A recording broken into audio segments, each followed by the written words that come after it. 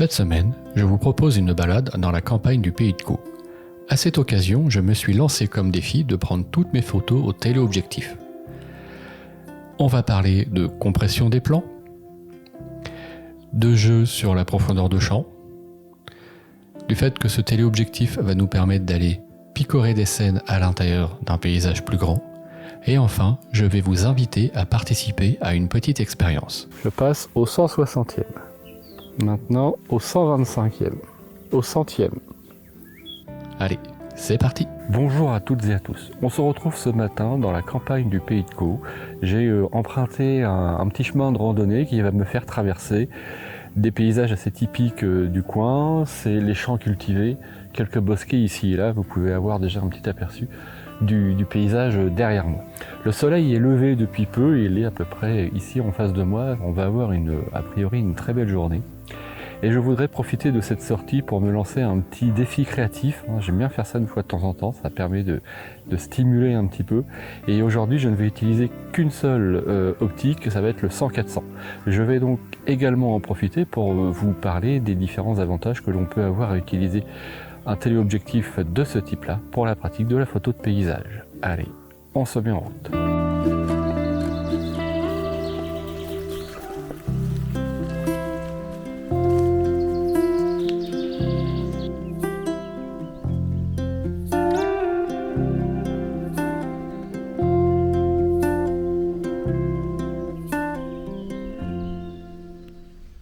D'une manière générale, quand on pense à la photo de paysage, on a tendance à associer cette pratique avec l'utilisation d'optiques grand angle, ce qui peut s'avérer utile dans pas mal de situations. Mais je trouve aussi que l'utilisation d'un téléobjectif, alors que ce soit un 70-200, 70-300, 100-400 comme ici ou autre, est aussi très, très utile en photo de paysage puisque ça va nous donner des choses justement un petit peu différentes. Et c'est un peu l'exemple que je vais donner à travers cette scène, où je suis allé chercher un arbre qui se détache un petit peu d'un bosquet, et j'ai devant moi ce champ qui me donne un premier plan intéressant. Là pour l'instant j'ai juste un petit souci, c'est qu'il y a une petite barre nuageuse là qui cache un petit peu le soleil, et cette photo était vraiment bien parce que cet arbre qui se détache un petit peu du bosquet, il ressort d'autant plus qu'il est éclairé par le soleil. Donc là, j'attends que la lumière revienne. J'espère que ça va pas être trop long, mais ça me laisse le temps de vous présenter la scène d'un petit peu plus près. Donc le temps que je m'installe, le soleil a fait son apparition, comme vous pouvez le voir. Et donc ça change radicalement l'aspect que peut avoir cette scène. Donc comme je vous l'expliquais précédemment, il y a le champ au premier plan, puis après ce bois, et l'arbre qui m'intéresse, c'est celui qui est juste à la pointe. Alors pour l'instant, je suis sur une scène à un petit peu plus de 200 mm. Et ce qui peut être sympa quand on fait de la photo avec un objectif de ce type-là, on va avoir un phénomène dont vous avez déjà entendu parler, de rapprochement des plans. C'est-à-dire que quand vous prenez avec un objectif grand angle, c'est votre premier plan qui va vraiment prendre beaucoup d'importance et l'arrière-plan va être très éloigné. Et bien sur un objectif comme celui-ci, ça va être l'inverse. C'est-à-dire que vous allez rapprocher votre arrière-plan, et donc le premier plan, lui, va pas être impacté comme peut l'être un premier plan sur un grand angle, mais ce qui va se passer, c'est que tout ça va se rapprocher et vous allez avoir un effet de compression des plans qui peut vraiment donner un rendu plutôt intéressant. Donc on a un petit peu ce phénomène-là ici. Et donc je vais prendre une première photo, comme ceci. Donc là, c'est pas mal. Ouais. Et puis ce que je vais faire, c'est je vais peut-être me rapprocher encore un petit peu plus. Ouais, comme ceci, peut-être tourner un peu pour me mettre à peu près comme cela. Et je vais refaire une autre vue en allant chercher un 300 mm. Tac. Donc là, je suis à f9 au 80e de seconde. Bah, ça me semble plutôt pas mal pour une première photo. Je vous montre ça. Voici une image que j'ai prise quelques instants avant de tourner la vidéo, et à ce moment-là, le soleil n'éclairait pas toute la scène. Comme vous pouvez le voir, le champ conserve des couleurs naturelles et seul le petit bois en arrière-plan est éclairé.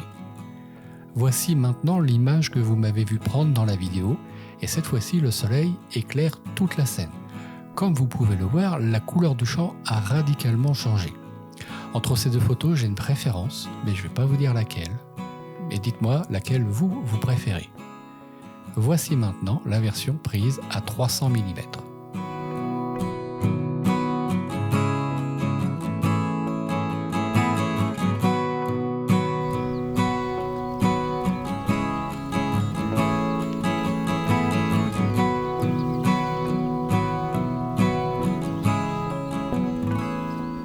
J'ai trouvé une deuxième scène et mon sujet c'est toujours en rapport avec le petit bois que vous avez pu voir dans la première photo et notamment l'arbre qui était le sujet de ma première image puisque je suis beaucoup plus près.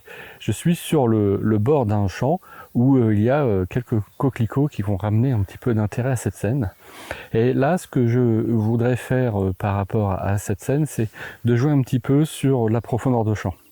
Je vais faire une première prise de vue sur laquelle je vais faire le point sur les coquelicots et avoir les arbres derrière floutés, et une deuxième prise de vue sur lesquelles je vais avoir le point fait sur les arbres et les coquelicots au premier plan floutés.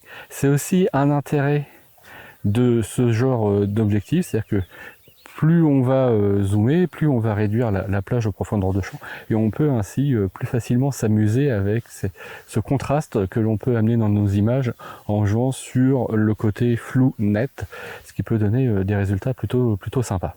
Je vais donc faire une première photo, je suis à peu près environ 120 mm je vais dire, et donc je me suis mis à une ouverture 5-6 justement pour minimiser cette profondeur de champ, et j'ai fait une première photo en faisant le point sur les coquelicots.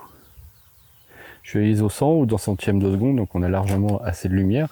Si vous vous demandez pourquoi avec autant de lumière je suis sur le trépied, c'est parce que c'est juste beaucoup plus simple pour vous expliquer ma scène sur la vidéo. J'ai fait ma première photo en faisant le point sur les coquelicots et maintenant je vais faire une deuxième photo en faisant le point sur l'arrière-plan.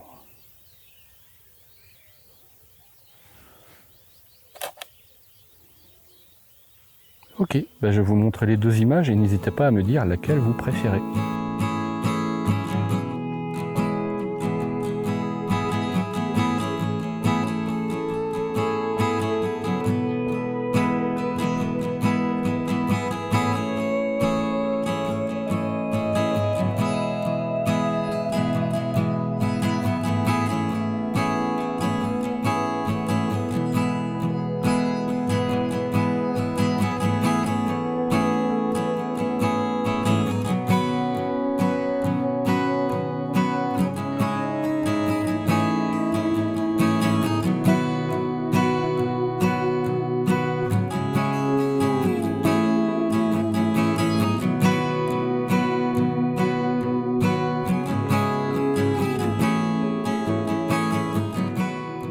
Ce qui peut également être sympa quand on fait de la photo comme aujourd'hui, c'est d'utiliser justement le téléobjectif pour aller piocher des détails à droite et à gauche, et il va nous donner justement la possibilité de vraiment d'avoir pas mal de choix sur une scène, par exemple aussi simple que ces quelques coquelicots.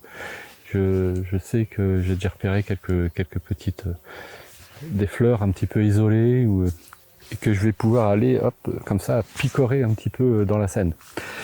Je vais peut-être changer un tout petit peu mon ouverture. Oh non, je vais rester à 5-6. Je suis toujours au 2 centièmes de seconde. J'ai bien sûr maintenant activé la stabilisation et je vais justement aller chercher du détail en fait.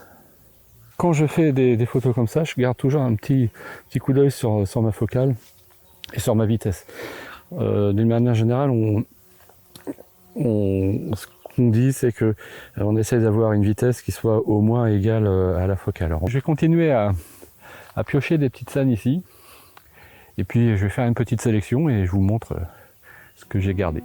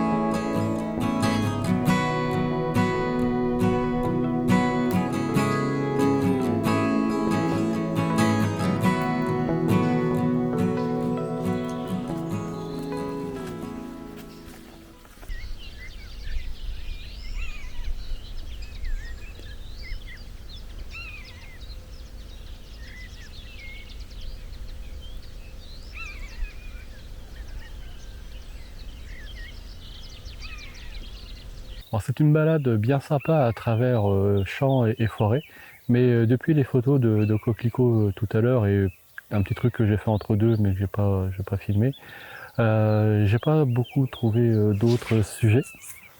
Donc bon, je pense que la balade est pas finie, je vais certainement avoir d'autres opportunités, mais c'est un petit peu plus compliqué que je pensais en termes de photos. En plus là il est 8 heures, grand ciel bleu, le soleil commence à être un peu haut dans le ciel. Donc au niveau de la lumière ça commence aussi à se compliquer, mais je perds pas espoir. On va continuer la balade accompagné de cette buse là qui tourne depuis tout à l'heure. Juste au-dessus là. Non, c'est vraiment une chouette petite balade.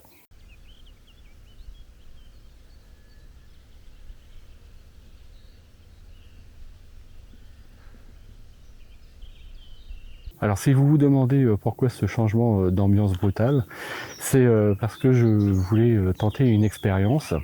Et lorsque j'ai filmé la vidéo sur les photos de paysage au téléobjectif, donc j'ai fait cette expérience mais je l'ai un petit peu ratée. Donc je vais la tenter de nouveau aujourd'hui.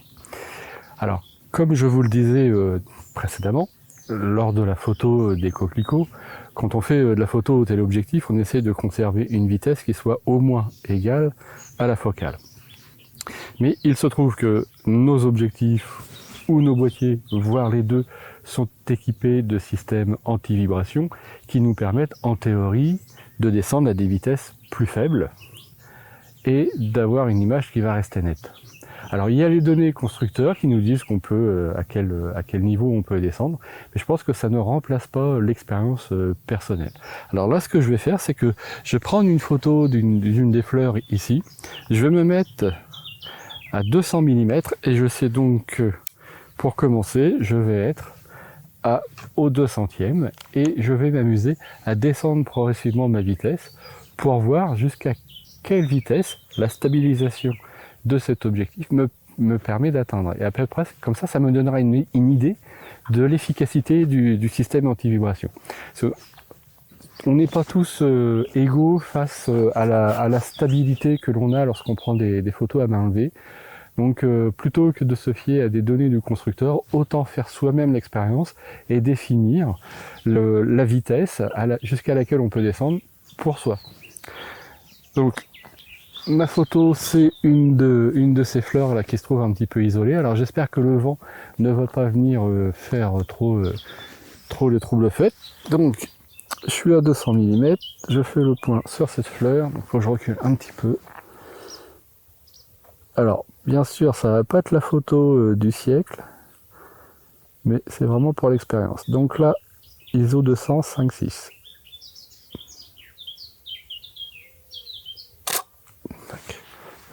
Alors au 200e. Allez. Je passe au 160e.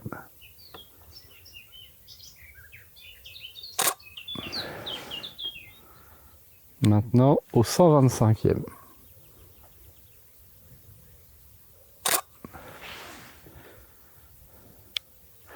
Au 100e.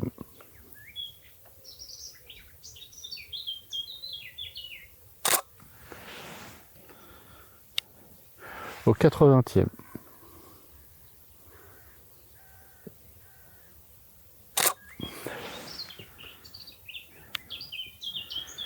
Au 60e.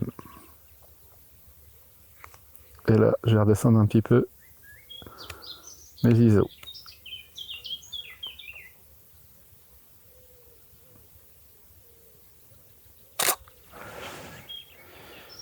Allez, on s'amuse. Au 50e. Je pense qu'il y a quand même peu d'espoir. Hein. À 200 mm au 50e, mais essayons.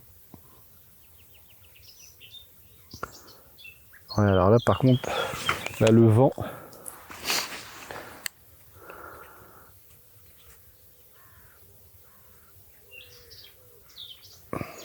Tombe de bouton. Non, alors, on va redescendre la sensibilité. Au 100, ISO 125, 50e de seconde, 5.6, 50e de seconde, je viens de le lire. Tac. Bon, je pense que c'est pas utile de descendre plus bas en vitesse. Bon, j'espère que cette fois-ci c'est réussi, donc on fait le bilan maintenant. Voici la série d'images. Alors vous allez constater, tout comme moi, que jusqu'au 50e de seconde, je ne remarque pas de flou de bouger significatif. J'en conclus donc que à moins de stop, la stabilisation d'image fonctionne encore très bien. J'aurais peut-être dû le pousser un petit peu plus loin dans ses retranchements. Peut-être une autre expérience à mener un peu plus tard. En tout cas, je vous invite à tester de votre côté la qualité de la stabilisation de votre objectif parce que c'est encore le meilleur moyen d'évaluer les possibilités de votre matériel. C'est la fin de cette vidéo, mais pas de la balade. Je crois que j'ai encore un petit bout de chemin avant de rejoindre mon point de départ. Si je croise des paysages d'ici là et que je fais de nouvelles photos, je vous les partage juste après cette séquence. J'espère que le contenu vous a plu, que ça vous a donné quelques informations sur les raisons d'utiliser un téléobjectif en photo de paysage. Si vous avez des remarques ou des questions, n'hésitez pas à les poser dans les commentaires. Je me ferai comme d'habitude un plaisir de vous répondre. Si cette vidéo vous a plu, n'oubliez pas de mettre un petit j'aime dessus. Et en attendant de vous retrouver pour une prochaine sortie, je vous souhaite une très bonne semaine et à bientôt. Salut!